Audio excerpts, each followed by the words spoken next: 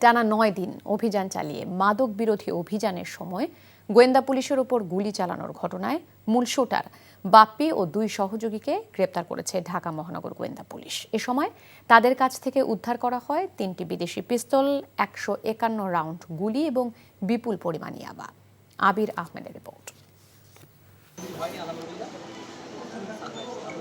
১৯ June মধ্যরাতে রাজধানীর ফকিরাপুল এলাকায় মাদক কারবারিদের গ্রেফতার করতে অভিযান চালানোর সময় ডিবিকে লক্ষ্য করে মাদক কারবারিরা গুলি ছোড়ে। এ ঘটনায় ৩ পুলিশ সদস্য আহত হন। এ সময় প্রাইভেট কার ৯,০০০ পিস ইয়াবাসহ ৩ জনকে গ্রেফতার করা হয়। তবে পুলিশকে লক্ষ্য করে গুলি করা শুটার ঘটনাস্থল থেকে পালিয়ে যেতে সক্ষম হয়।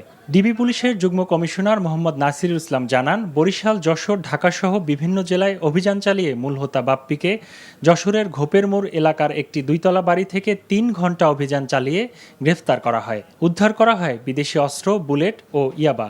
পুলিশের উপর গুলিবর্ষণকারী যে বাপ্পিকে গ্রেপ্তারের জন্য বাংলাদেশের বিভিন্ন জায়গায় আমরা আমাদের অভিযান পরিচালনা করি। যশোরের ঘোপের মোড় নামে একটি স্থানে রাতের বেলা আমরা সেখানে অপারেশন পরিচালনা করি। দীর্ঘক্ষণ প্রায় ৩ ঘন্টা অপারেশন পরিচালনা করার পর আমরা তাকে ভিতর থেকে বের করে এনে গ্রেপ্তার করতে সক্ষম হই।